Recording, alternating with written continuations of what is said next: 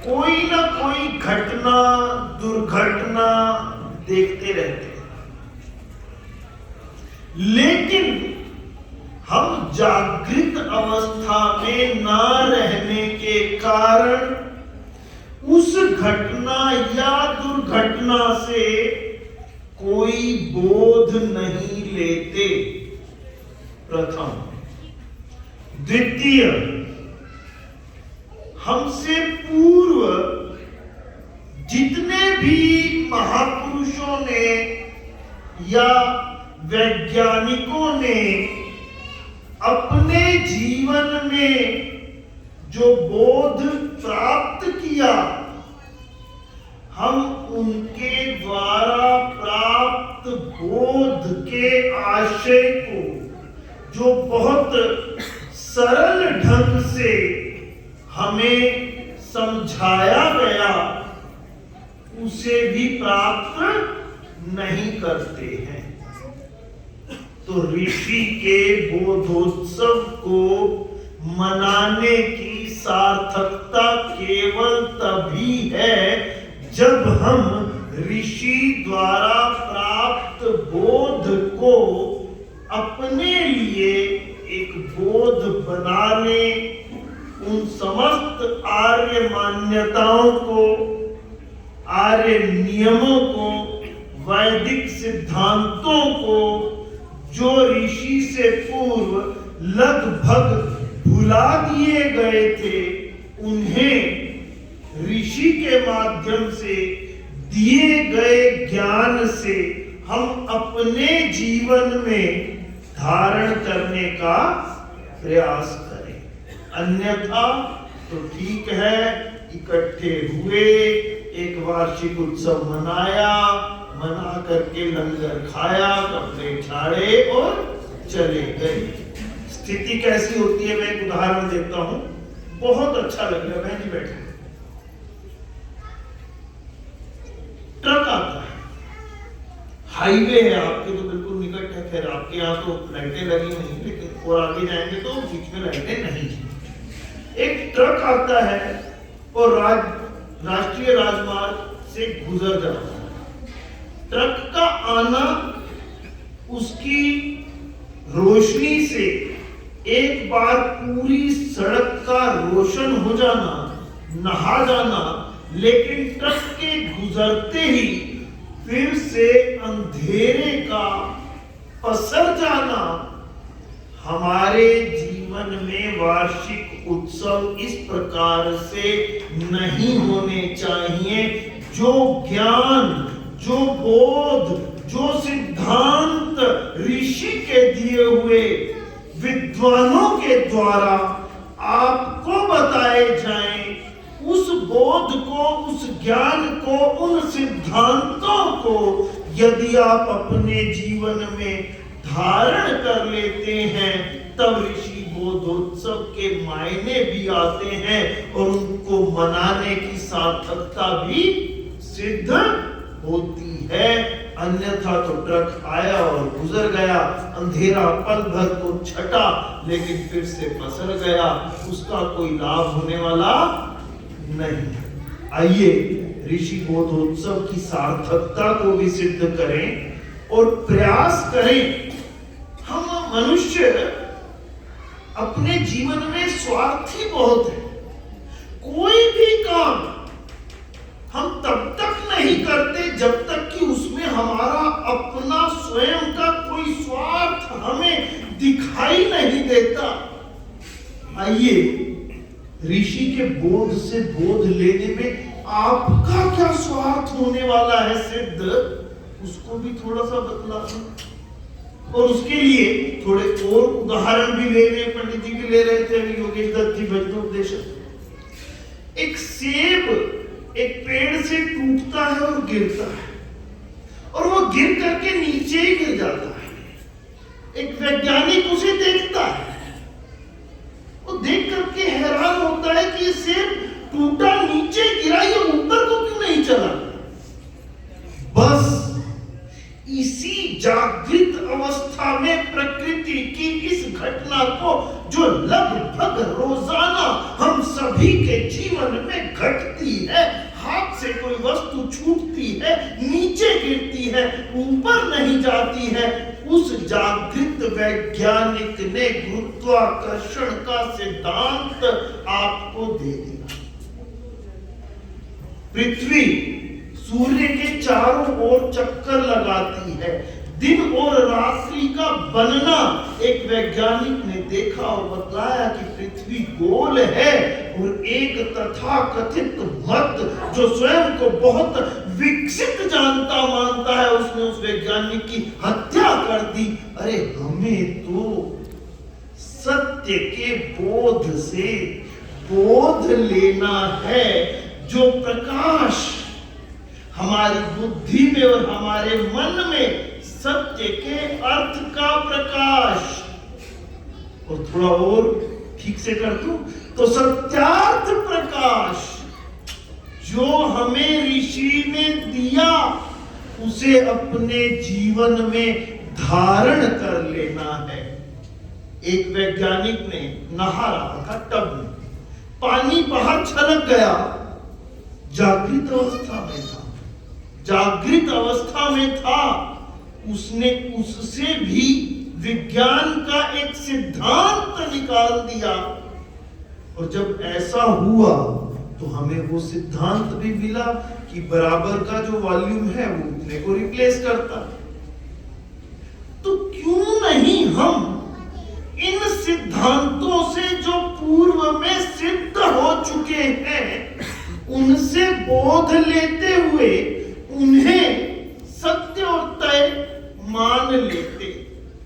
सार्वकालिक, सार्वभौमिक, अपरिवर्तनीय रहने वाले ये समस्त सत्य सिद्धांत जो पूर्व में हमारे ऋषियों ने हमारे लिए दिए, उन्हें वैसे का वैसा स्वीकार कर लेना हम सभी के लिए ऋषि के बोधोत्सव की सार्थकता को सिद्ध करता है। अब ये छोटे छोटे उदाहरणों से बड़े पर आ जाता हूं। सृष्टि का निर्माण हुआ,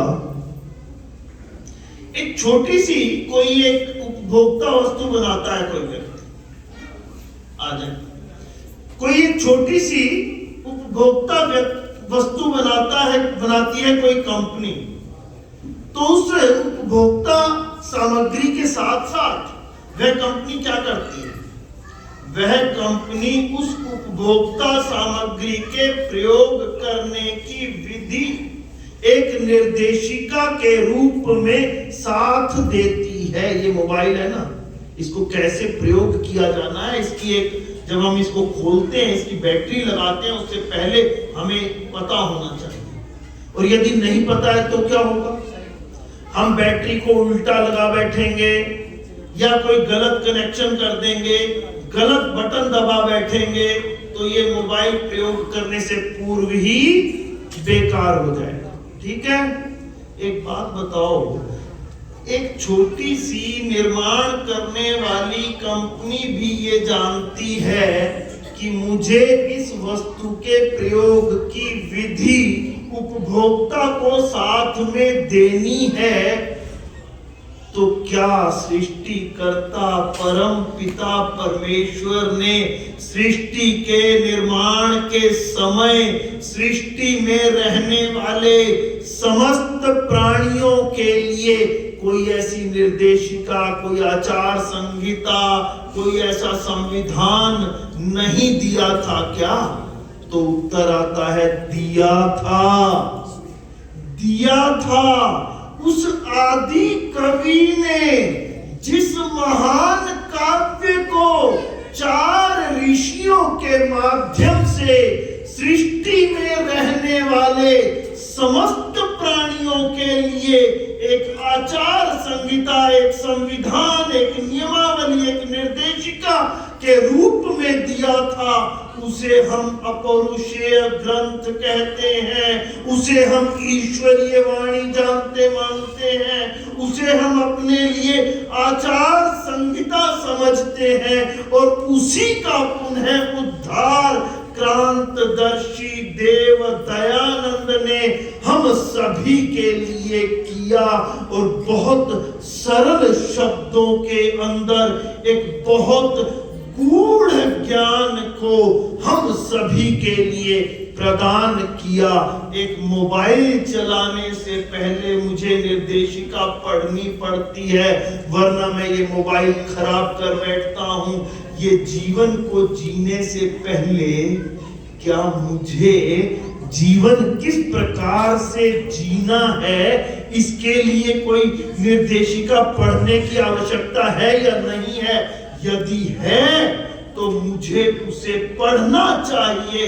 उसको पढ़े बिना, जाने बिना, सिद्धांतों को माने बिना यदि मैं जीवन जीता हूं तो जैसे मोबाइल खराब कर बैठता हूं, वैसे अपने जीवन को भी गंवा बैठता हूं।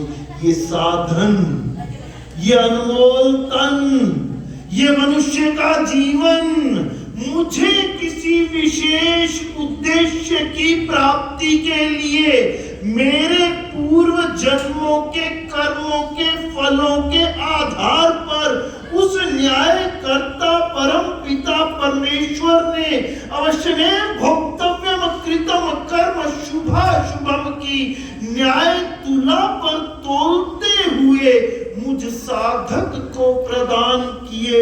मुझ साधक का कर्तव्य बन जाता है। क्या कर्तव्य बन जाता है?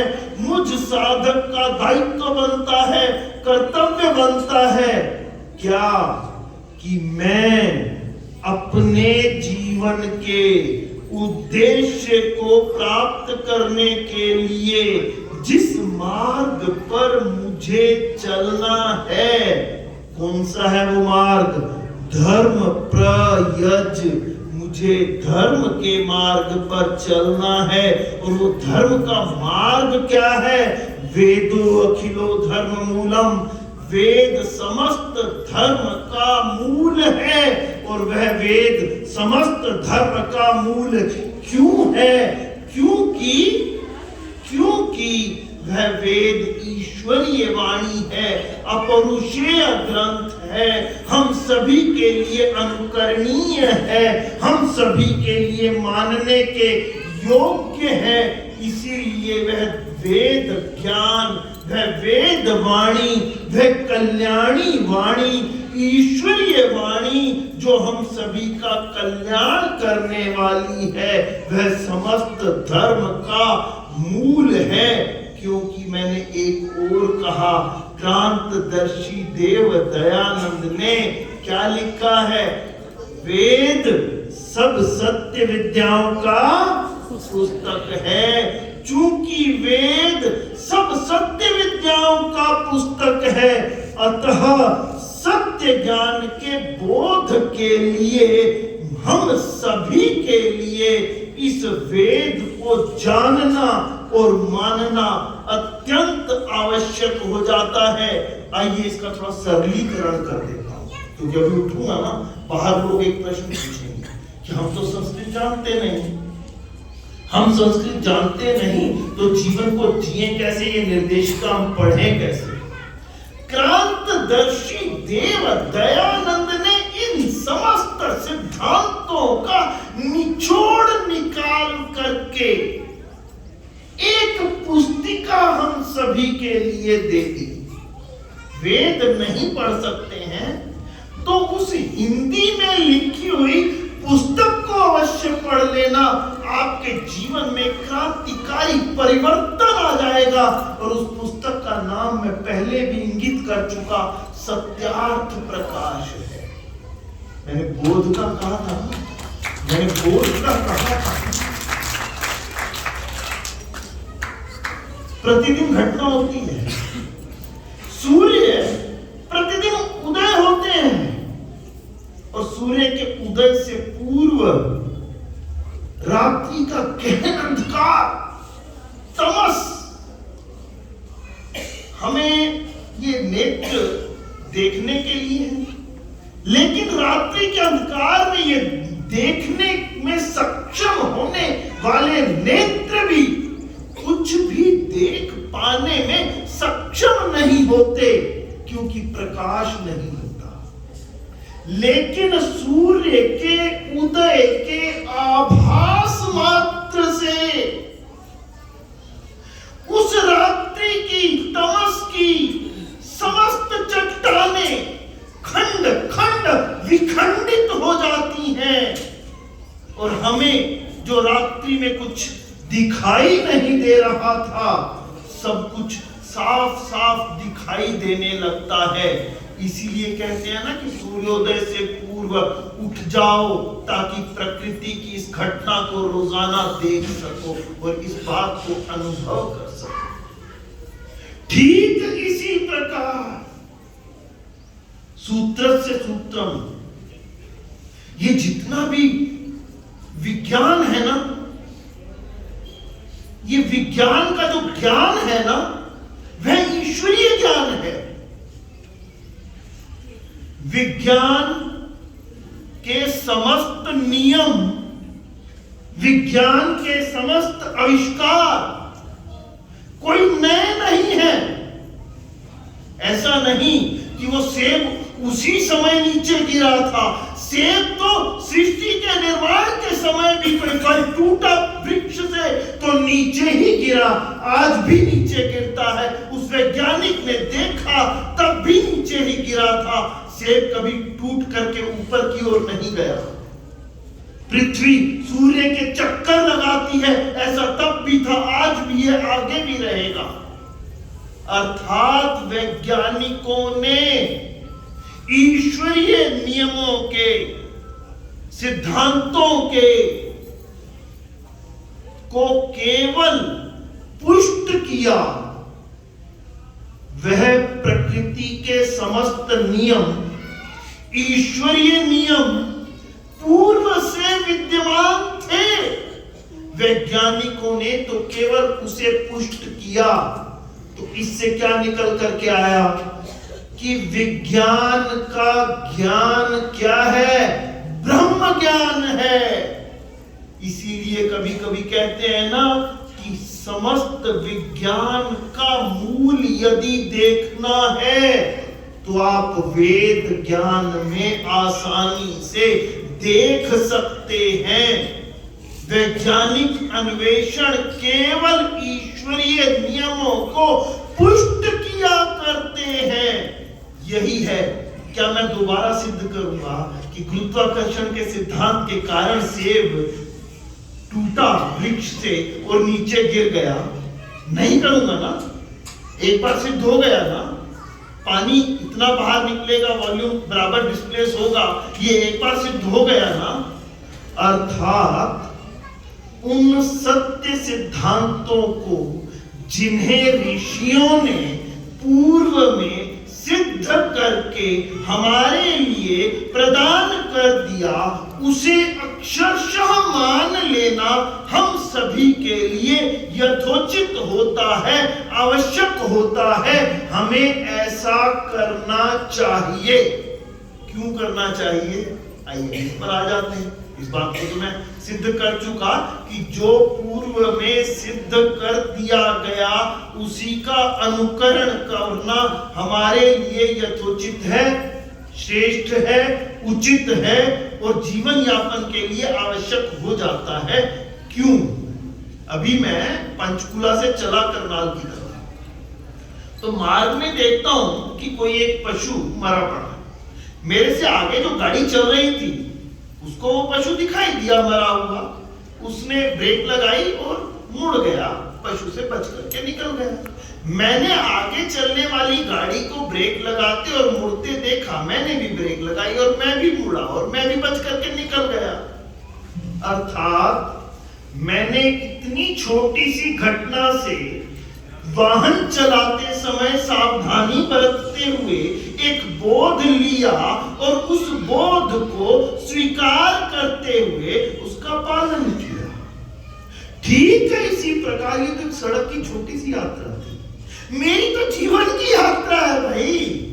मेरे पूर्व जन्मों के ना जाने कितने संचित सत्कर्मों के फलों के आधार पर ये वाहन, ये साधन, ये अनमोल तन, ये मनुष्य का जीवन मुझे उस न्यायकर्ता परम पिता परमेश्वर ने अवश्यमेव भोक्तव्यम कृतम कर्म शुभाशुभम की न्याय व्यवस्था के अंतर्गत प्रदान किया है, तो क्या मेरा एक साधक के रूप में इस साधन के प्रयोग से पूर्व कोई दायित्व नहीं बनता कि मैं उस बोध को पहले अपने जीवन में ग्रहण करूं और बोध को ग्रहण करने के उपरांत ही मैं अपने जीवन का यापन करूं। अब फिर कई लोग कहेंगे कि सत्यार्थ प्रकाश भी पढ़ना बहुत कठिन है, उसका मैं सरलीकरण करना नहीं चाहता, लेकिन थोड़ा सा कर देता हूं ताकि जो लोग बिल्कुल ही नहीं पढ़ना लिखना जानते उनके लिए कैसे।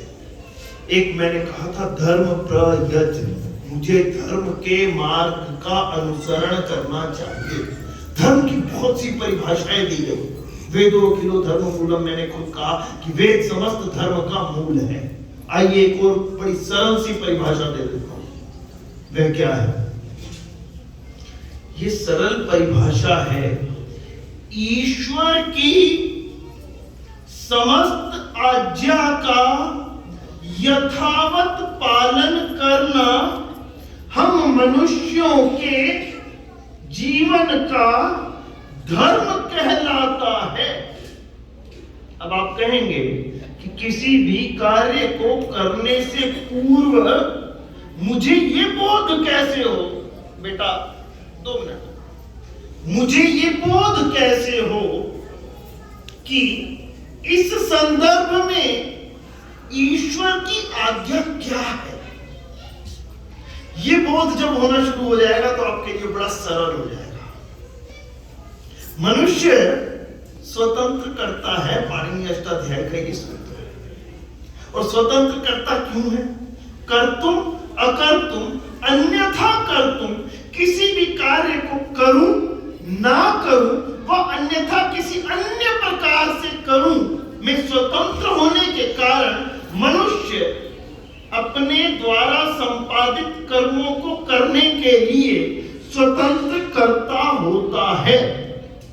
और स्वतंत्र कर्ता होने के कारण हम सभी मनुष्य ईश्वर की न्याय व्यवस्था में अपने द्वारा संपादित कर्मों के फल के भोक्ता हो जाते हैं। इसीलिए आवश्यक होता है कि हम अपने जीवन में जो भी कर्म करें वह मनन करके करें, विचार करके करें, चिंतन करके करें। और मनुष्य तो कहा ही तभी गया है क्योंकि वह मननशील है, विचारवान है। और मननशील और विचारवान होने के बाद भी यदि हम मनुष्य अपने जीवन में अपने द्वारा संपादित किए जाने वाले कर्मों को बिना सोचे विचारे मनन किए चिंतन किए करते हैं, तो हम में एक बड़ी बात कहने जा रहा हूं, तो हम में और पशुओं में कोई अंतर नहीं है। कह सकता हूं मनुष्य रूपेण मृगाश्चरन्ति, हम मनुष्य के रूप में दिखाई देने वाले इस धरती पर बोझ बन करके पशुओं की तरह जीवन यापन कर रहे हैं, क्योंकि हम मनन नहीं करते, चिंतन नहीं करते, विचार नहीं करते। अब ये मनन चिंतन विचार कैसे करना है और मुझे ईश्वर की आज्ञा का पता कैसे चलेगा? आइए अंतिम सोपान पर आ गया हूं। ये बोध हो जाएगा ना तो जीवन को जीने में बड़ा आनंद आएगा। वो कैसे? मुझे मेरे द्वारा किए जाने वाले प्रत्येक कार्य से पूर्व मेरी अंतरात्मा में बैठे मेरी आत्मा के आत्मा परमात्मा मेरे सच्चे मित्र होते हुए इंद्रस्य युज्य सखा होते हुए वह परमात्मा हम सभी जीवात्माओं का सच्चा मित्र है। अपनी ओर से मित्र धर्म का निर्वहन करते हुए वह परम पिता परमेश्वर मुझ अबोध अज्ञानी अल्पज्ञ एक देशीय मनुष्य को उसके प्रत्येक कार्य से पूर्व अंतरात्मा की आवाज के रूप में एक संदेश देते हैं, एक आदेश देते हैं।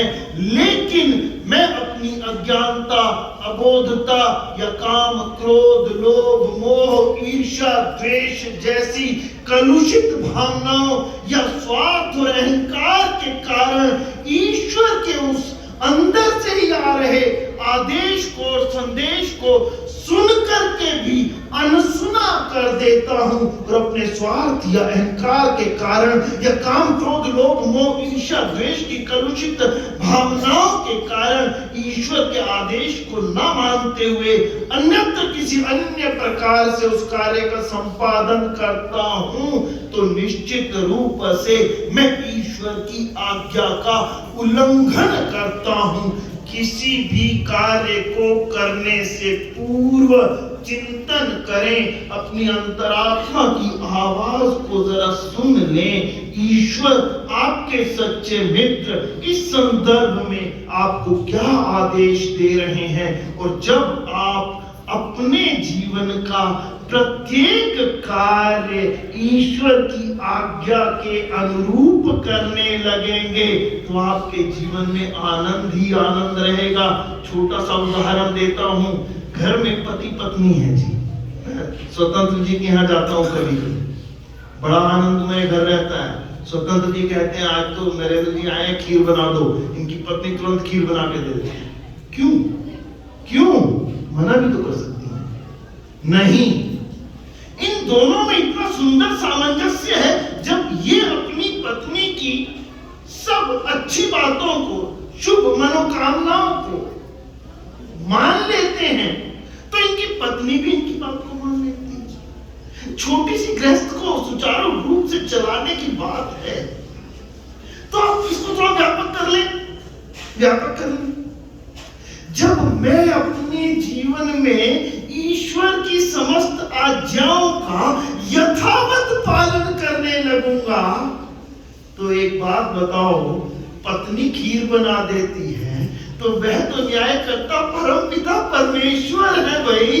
वह न्यायकर्ता परमपिता परमेश्वर जब उनकी समस्त आज्ञाओं का यथावत पालन करते हुए मैं धर्म प्रयज्ञ धर्म के मार्ग का अनुसरण कर रहा हूं तो वह परम पिता परमेश्वर भी निश्चित रूप से मेरी समस्त शुभ मनोकामनाओं को पूर्ण करेंगे और मैं सुख से भी आगे बढ़ करके एक स्थिति है आनंद की स्थिति और सत्य चेतन आनंद स्वरूप परमात्मा के आनंद में निमग्न होकर के रहने लगूंगा।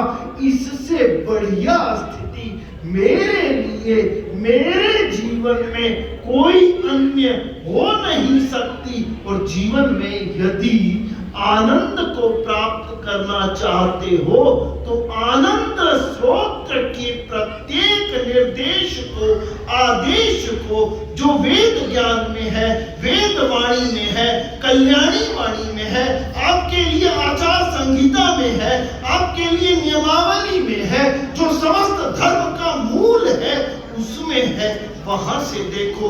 वहां नहीं देखते तो उसके निचोड़ सत्यार्थ प्रकाश में देखो, वहां भी नहीं देख पाते तो भीतर से आती ईश्वर की उस आवाज को जरा चिंतन करते हुए सुनो और सुन करके उसी के अनुरूप जीवन का कार्य करो। और ये जो तमस की चट्टाने हैं ना, अबोधता, अज्ञानता, अल्पज्ञता, काम, क्रोध, लोभ, मोह, ईर्ष्या, द्वेष की, इनको निकाल करके जरा बाहर कर दो, प्रकाश को आने दो। मैं और मेरा ईश्वर दोनों सबसे अधिक निकट रहते हैं। मेरी आंख से मेरी भौं की दूरी अधिक हो सकती है, लेकिन मेरे ईश्वर से मेरी स्वयं की कोई दूरी नहीं है। गड्ढ लड्डमड्ड होकर के एक साथ मेरे ही भीतर, अरे मैं तो बेकार बाहर ढूंढ रहा हूँ, ना जाने किस किस के पास जा करके अपना शोषण करवाता हूँ, जरा अंतर यात्रा प्रारंभ तू करूं। मेरा ईश्वर, मेरा मिसाले यार, मेरा सच्चा मित्र मेरे ही भीतर वह सर्वज्ञ भी है, सर्वशक्तिमान भी है, सर्वंतर्यामी भी है। उसकी आवाज को सुनूं और मान लूं, और अंत में एक वाक्य देता हूं, सूत्र वाक्य देता हूं, ये भी समझ में ना आए तो क्या करना, ये भी समझ में ना आए तो क्या करना। जीवन का प्रत्येक कार्य, देव दयानंद ने एक नियम में लिखा है कि हमें व्यवहार कैसा करना है।